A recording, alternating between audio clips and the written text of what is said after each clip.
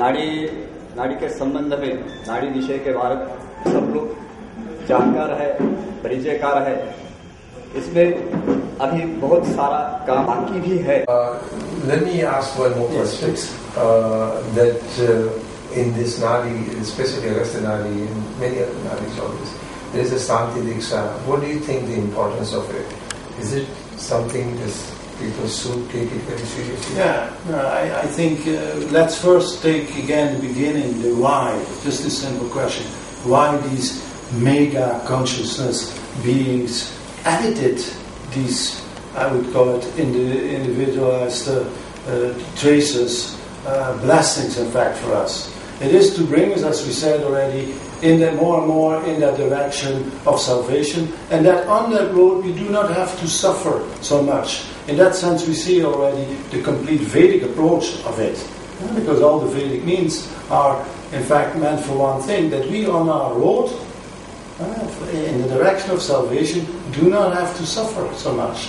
That avert the danger which has not yet come, that we apply that. So, rishis, we can say always, all rishis, out of their state, out of compassion, out of love, have in fact edited this for us, which stays, of course, a complete miraculous something where we find all kind of different methods, always, which surpasses, I would say, our intellectual capacity. But one thing is clear: the blessing is there, blessing to put us on that road to suffer less in the direction of that arriving in total unity consciousness. That's it. Now, in the structure, how they put it, we see that the description of our life, mostly in, we can say, different chapters of the Nadis, and these chapters can be different in number.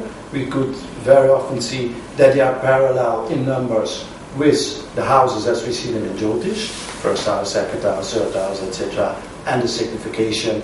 First house, general description of the person. Second house, family, possession, let's say what you do as a banker or a narrator or whatever. Third house, brothers and sisters, etc., etc. Oh, so there's a correlation between the chapters and the houses? Yes. Sixth house, minor problems, sicknesses, competition, jealousy. So 10th house is where the business 10th house is there where the career is in business. So many Nadis give also the possibility to have a deeper insight in that specific realm of life. But one has then to ask, and then in the leaf, not all Nadis do like that, but in the leaf there could be an indication that one has to go to the 10th kanda, as it is called. So, apart from these specific domains of our life, we also, and that may be, I would say, the most important kandams, apart from the revelation that we receive, is what we could do, or what we can have done for us, so that the karma which comes to us doesn't strike in a way that we will suffer so much. We have to understand that. Okay. Philosophically speaking, the karma hits always. There is no way to say that the karma is not hitting. But it is like we are finding ourselves in a protective shield. Let's see it like that. Correct. So that when the arrow comes, it gets stuck here, and we don't have to suffer by it. So that's why the first 12 chapters correspond to different houses in the Shastra? Yes. Oh, okay. And so we have done 13 and 14 skanda. That is for the Shanti. Shanti and Deeksha. So Shanti is most of the case, firstly speaking about past life experiences, and then secondly it speaks about what you could do, and sometimes very precise.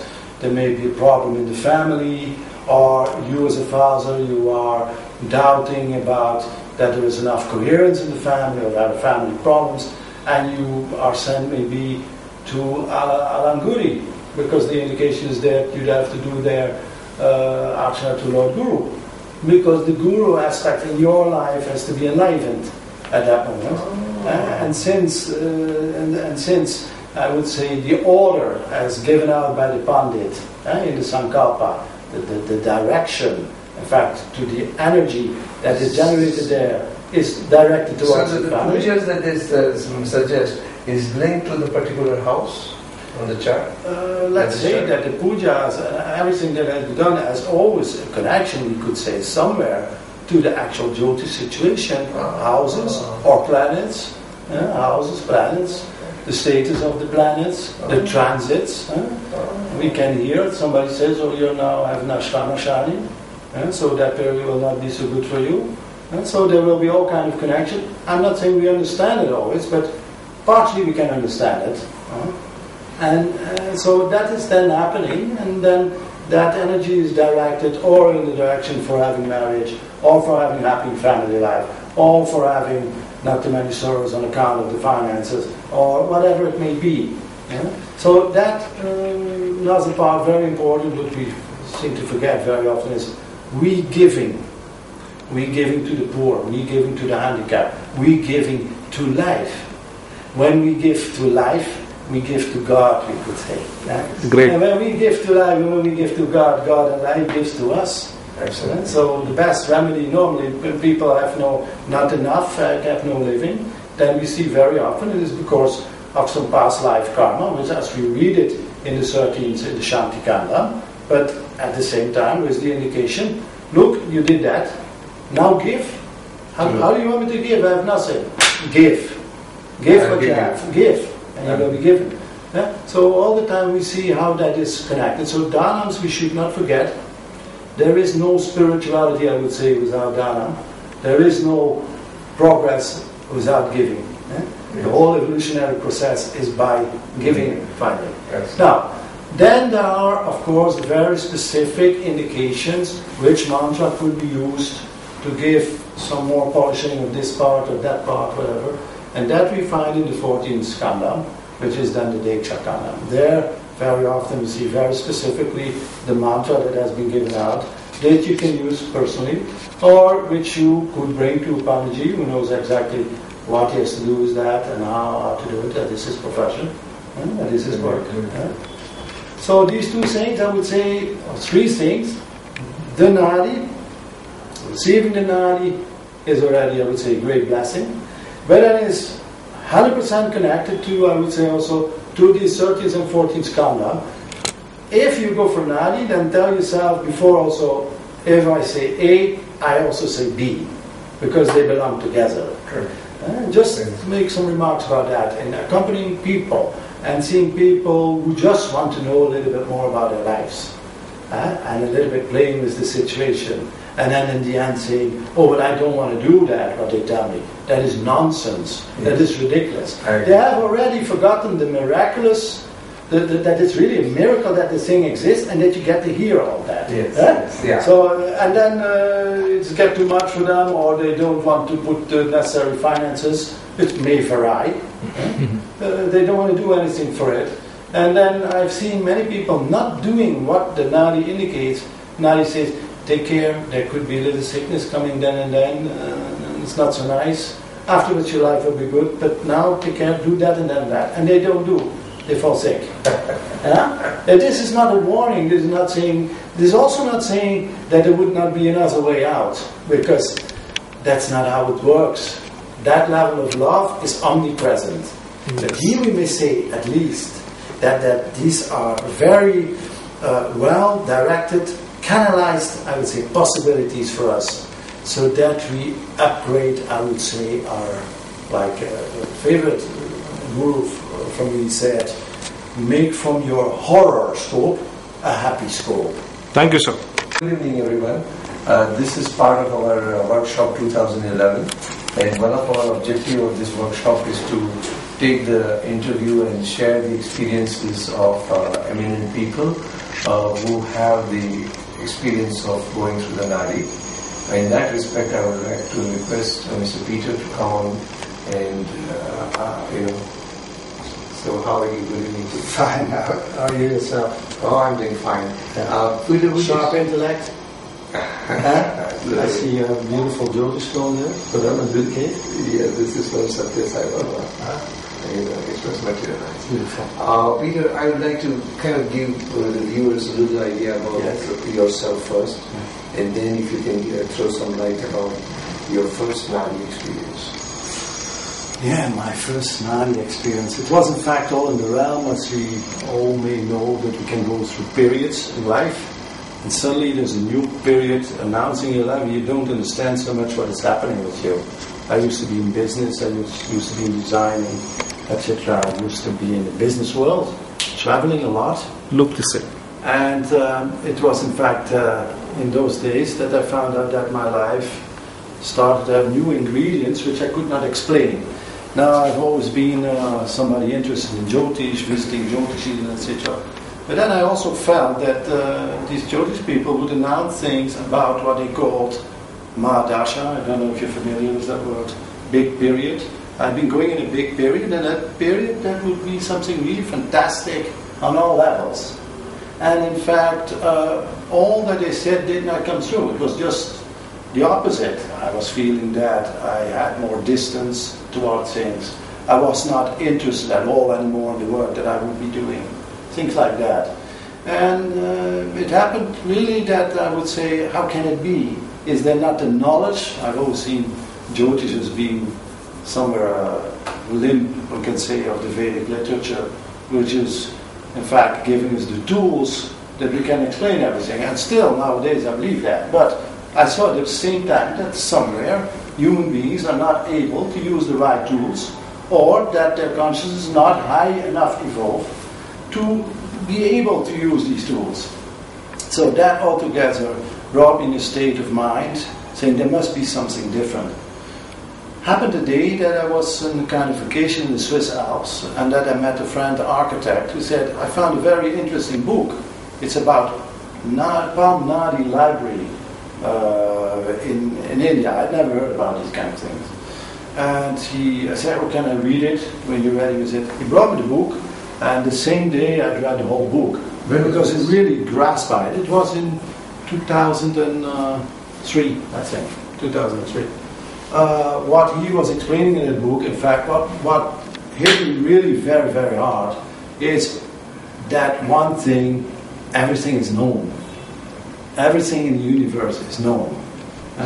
One thing is that there is that level of unbounded consciousness, which never changes in itself, and on the base, the evolutionary process taking place, firstly on the base, you can say, of the law of karma, action is reaction. But that even in that expression, you could say in that huge evolutionary plant, which is growing and growing, that every point of change, of transformation is known. So that should also be applicable in that theory to ourselves. Now, clearly there we found that the life stories of us would have been written as being edited, we can say, by the great rishis,